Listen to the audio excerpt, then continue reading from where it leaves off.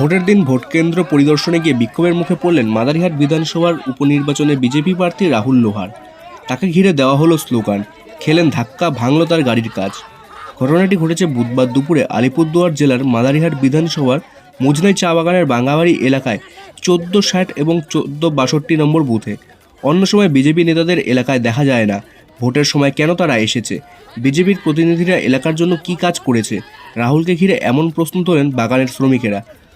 একটা সময় পর রাহুলের গাড়ি ঘিরে বিক্ষোভের পাশাপাশি তার গায়ে হাত দেওয়া হয় বলেও রাহুল লোহার জানান। বিজেপির অভিযোগ, তৃণমূলের গুন্ডা বাহিনী বিজেপির প্রার্থীর ওপর পরিকল্পিতভাবে হামলা করেছে, তাকে হেনস্থা করেছে। যদিও তৃণমূল এই অভিযোগ অস্বীকার করে জানান ঘটনাটি বিজেপির ওপর সাধারণ মানুষের ক্ষোভের বহিঃপ্রকাশ। এর সাথে তৃণমূলের কেউ জড়িত নয়।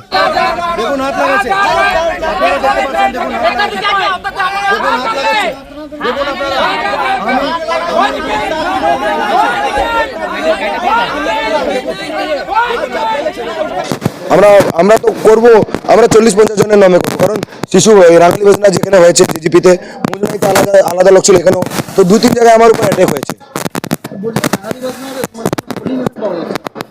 রাঙ্গালি বেজনা জিপির 114 নম্বর বুথের পোলিং এজেন্টকে পাচ্ছি না, ওনাকে গায়েব করে দেওয়া হয়েছে। কারণ পাশাপাশি 115 ছিল, 115তে আমাদের পঞ্চায়েত মেম্বারই পোলিং এজেন্ট বসেছিলেন, ওনার উপরে ওনাকে ধমকি দিয়ে ওনাকে বাড়ি, এসব টিএমসি কন্টিনিউ। আমাকে যে মুজনাই আমার উপর যে অ্যাটাক করেছে এবং আমার গাড়ির উপর যে করেছে, আমার গাড়ি যারা ভাঙচুর করেছে সব টিএমসি।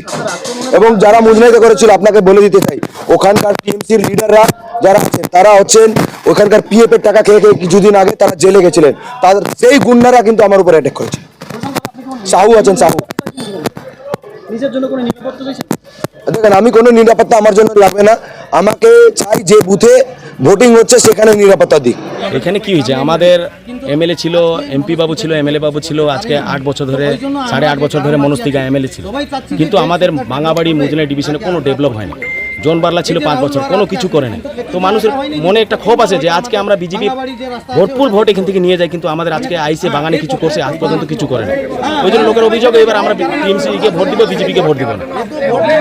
আমাদের বাঙ্গাবাড়ি যে ডিভিশনের রাস্তাটা আছে, আপনার রাস্তা দিয়ে বোধহয় কেউ যায়, আপনারাও যাইতে পারেন, দেখেন রাস্তার অবস্থাটা কি আছে। আজকে বৃষ্টি যখন আসে, আমাদের এদিকে বন্যা হইলে লোক কিন্তু, আমাদের বাঙাবাড়ির লোক কিন্তু কোনোদিনও বাই হতে পারে না। কিন্তু এই যে অভিযোগ করছে রাহুল লোহা, তার উপর আক্রমণ হয়েছে, কোনো আক্রমণ হয় না দাদা, এটা ফালতু কথা। বিজেপিতে ভাওতাবাজি আছে, ওই ভাওতাবাজি মারতেছে, আমাকে হাত লাগাইছে। ওর গায়ে যদি হাত লাগাইছে, কোনো দাগ তো হবে, ওকে বলেন ডাক্তার দেখাইতে। ওর গায়ে কোনো কেউ হাত লাগায় না। আপনার নাম? আমার নাম রাজেশ সাউ। আপনি এখানকার স্থানীয় বাসিন্দা? দেখেন, এই অভিযোগটা একদম ভিত্তিহীন অভিযোগ। যদি তৃণমূল কংগ্রেসের উপরে অভিযোগ থাকে তাহলে এটা ভিত্তিহীন। কেননা কি, আপনারা সবাই জানেন যে আমাদের মাদারিহাট বিধানসভায় প্রত্যেকবারের মতন এখানে খুব শান্তিপূর্ণভাবে কিন্তু আমাদের ইলেকশনটা হয়।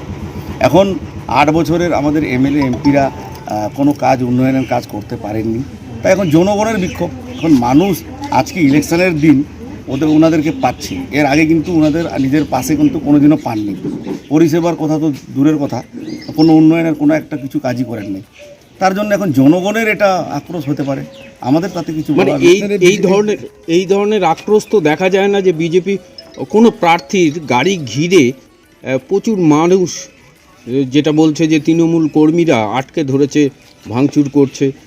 না, তৃণমূল কংগ্রেসের ওখানে কিছু ছিল বলেন তো, ঝান্ডা ছিল বা কিছু ছিল, মানুষের আক্রোশ এটা। এখন মানুষ এতদিন ধরে ওনাদেরকে খুঁজে পাওয়া যাচ্ছে না, কোনো কাজ করছেন না, এটা তো জনগণের আক্রোশ না, এটা তো আমাদের কিছু বলার নেই। এজেন্ট বসতে দেওয়া হচ্ছে না, দিতে পারছে না, এজেন্ট দিতে পারছে না। ওরা মানুষ ওদের কাছ থেকে সরে গিয়েছে, এখন দিতে পারছে না, ওদের দলীয় ব্যাপার। আমাদের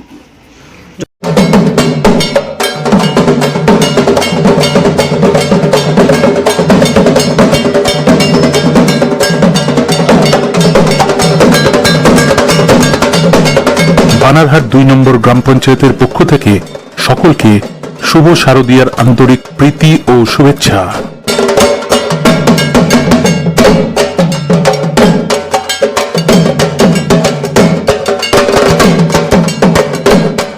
मेरे से दुर्गा पूजा की सभी को हार्दिक शुभकामनाएं।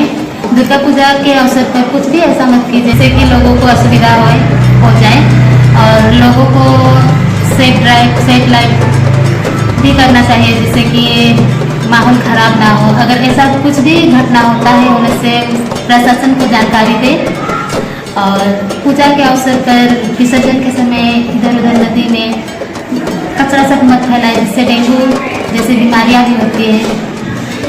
मैं अनुरोध करना चाहती हूँ कि ये सब के विषय में भी ध्यान दिया जाए। पूजा बहुत ही अच्छी तरह से मनाइए। आप लोगों को हार्दिक शुभकामनाएं। আমি বানারহাট 2 নম্বর জিপির উপপ্রধান সাগর গুরুং দুর্গাপূজা, কালী পূজা, ছট পূজা উপলক্ষে সবাইকে শুভেচ্ছা জানাই। আরও এই যে পূজাতে কোনো রকম কোনো অসুবিধা হলে পরে আমরা আছি, আমাদের প্রশাসন আছে, তো সবাইকে ধন্যবাদ জানাই। পূজাটা সবার ভালো কাটুক, আনন্দ করুক, সবাই খুশি থাকুক।